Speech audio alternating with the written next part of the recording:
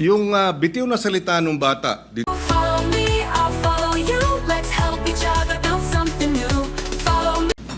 yung bitiw na salita ng bata dito sa video na sinasabing ginawa namin ng krimen dahil alam namin hindi kami mapaparusahan, ay maling impormasyon. Hindi tama na hindi sila mapaparusahan. At yung mga edad 16, 15, oo, menor de edad, pero maliwanag sa batas na maaari silang litisin bilang mga nasa hustong gulang na kapag napatunayan na meron silang discernment. At ang katunayan niyan, yung magwad killings, dahil sila ay menor de edad nung naganap, pero sila ay 16 at 17, sila ay nilitis bilang mga nasa hustong gulang at sila ay nakakulong ngayon. In other words, hindi tama yung sinasabi na dahil menor de edad, hindi pwedeng parusahan. Dahil yung dalawang involved sa magwad killings, pinarusahan. Nakakulong ngayon. Sa ating kasalukuyang batas po, ang mga 15 anyos pababa ay exempted sa kriminal na pananagutan at sasailalim sa mga intervention program ng pamahalaan. Samantalang may edad na higit sa 15 taon gulang, ngunit hindi lalampas ng 18 taong gulang, ay hindi rin pananagutin. Maliban na lamang kung siya ay kumilos ng may sapat na pag-unawa o discernment.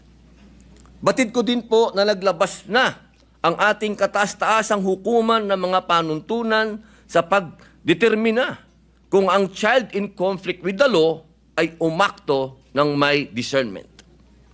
Ayon po sa Supreme Court, ang discernment ay tumutukoy sa kakayahan ng isang bata sa oras ng pagkakasala na maunawaan ang pagkakaiba ng tama at mali. Kasama rin dito ang kakayahan ng minor de edad na malaman ang kahinatnan ng pagkakasala.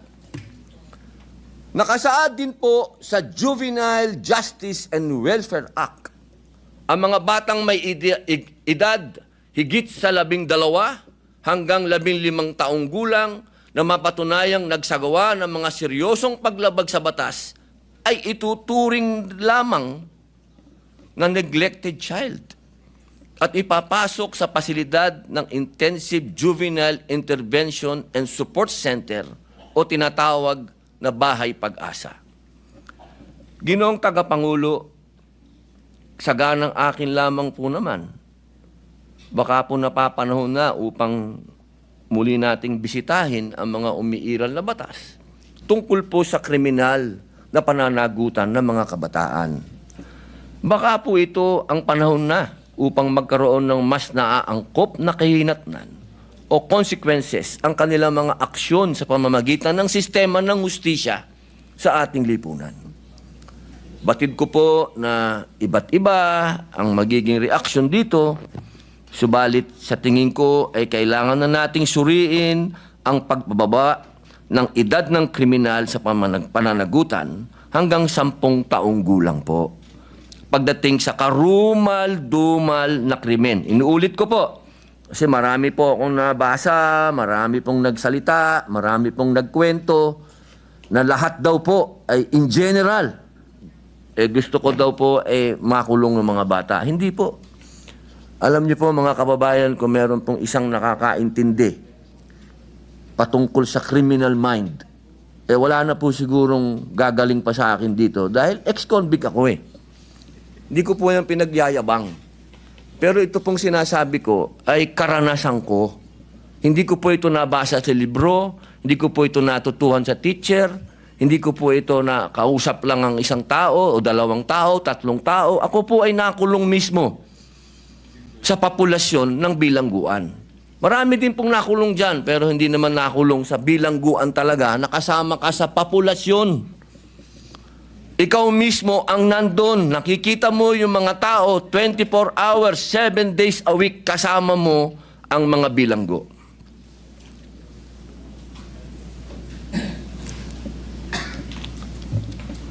Yan naman po ay kasabihan na dito sa atin. Experience is the best teacher. Yes, Mr. President, next to interpolate is Senator Francis Kiko Pangilinan. Move that he be recognized. The main author of the Juvenile Delinquency Act, Senator Pangilinan. Ginoong Pangulo, bago po umpisa si Senator Kiko, gusto ko lamang po siyang batiin at siya na po ang chairman ng Constitutional Amendments and Revision. At maraming salamat din sa dating chairman ng Constitutional Amendments Committee. Magandang araw sa kanilang lahat. Kung maaari po bang magtanong ng ilang mga katanungan sa ating nagbigay ng kanyang privilege. Opo. Unang-una, nagpapasalamat tayo na ito'y naisiwalat ng ating kasamahan sa Senado, yung usapin ng Juvenile Justice Welfare Law of 2006 and amended noong 2013. Una sa lahat, tayo ay nakikiisa sa kanya sa usapin ng pangangailangan ng hustisya, lalo na sa mga naging biktima ng mga krimen o kaya mga kilos ng mga kabataang nasasangkot o minor de edad na nasasangkot sa criminal activities. Tama lang na dapat ang mga nagkasala ay nananagot. At marahil ay maraming kinakailangan ding liwanagin o linawin sa usapin nung ano nga ba ang tunay na mga probisyon o tunay na mga posibleng mga pag-implementa ng batas at ikumpara ito dun sa mga hindi tama o kaya disinformation. Unang-una sa lahat, hindi po tama at hindi ito naaayon sa batas na walang pananagutan ang kabataan na nagkakasala. Number 1. Number 2, hindi rin tama na ang nagkasala sa batas na menor de edad ay dapat pakawalan. Number 3, hindi rin tama na kapag ikaw ay below 15 at up to 9 years old at ikaw ay nagkasala, ay dapat kang pakawalan. Maliwanag, noong 2006 na ipasa yung batas, nakita ang ilang mga naging problema sa implementasyon ng batas. Kaya noong 2013, ito ay inamendahan under the chairmanship then of now Senate President Chis Escudero. He was the chairperson of the Senate Committee on Justice. Ngayon, siguro isang tanong, ang unang tanong, maaari bang masabi na oo, may kakulangan ng batas, ngunit mas marami ang kakulangan sa implementasyon kaysa sa batas mismo? Una po, linawin ko po sa ating kaibigan, Senator Kiko Pangilinan, wala po akong sinabi na kulang ang batas. Ang sabi ko po ay napakaganda ng batas na ito. Hindi lang po siya napapanahon ngayon. Sa pangalawang tanong po, totoo po yan, sa maiksing panahon ko po dito sa Senado, napakadami pong magagandang batas. Sobrang gagandang batas, hindi po talaga na-implement. Hindi lang po sa usapin na ito. Usapin lang ng agrikultura, number 1 na yun. Public information, number 2 na yun. Pero ito pong tanong nyo po, totoo po yan. Implementasyon ang kulang. Pero alam nyo naman po sa buhay ng... Ito lang po, opinion ko lang po ito, no? Dahil ako po ay hindi ko naman po itinatago na tayo po'y galing dyan sa ganyang klaseng buhay. Yung mga ganito po kasi, alam nyo, minsan iisipin natin ang mga kriminal bobo, kriminal tanga, kriminal walang isip. gusto ko pong sabihin sa inyo, nagkakamali po tayo. Yan ho ang mga pinaka may brilliant mind, ano? Kung gusto nilang gumawa ng krimen at gusto nilang gamitin po talaga yung mga bata, talaga pong magagamit po nila. Kaya ulitin ko po, Senator Kiko, wala po akong nakitang hindi maganda sa batas po ninyo. Ako po'y naniniwala dito sa batas po ninyo. Kaya lang po, kailangan po natin mag-adjust po sa panahon po ngayon. Maraming salamat sa paliwanag at sa kasagutan. Kanina nabanggit nung in-interview na kabataan na kaya nila ginawa yung batas, yung kriminalidad. Kaya sila gumawa ng krimen ay dahil hindi sila mapaparusahan. Tama yon, hindi ba? Tama yung kanilang, yung bitiw na salita. Tama ba yon sa ilalim ng batas na pag sila ay gumawa ng kriminalidad o krimen ay hindi sila mapaparusahan? Sa usapin po ng kasi ganito po 'yan, no? Napakaganda po nung inyo pong katanungan. Ang bata kasi kahit lalahatin ko na po, ano? Kasi ganito 'yan Pagka sinabi mong pananagutan, ang kaduktong po nun dapat may parusa.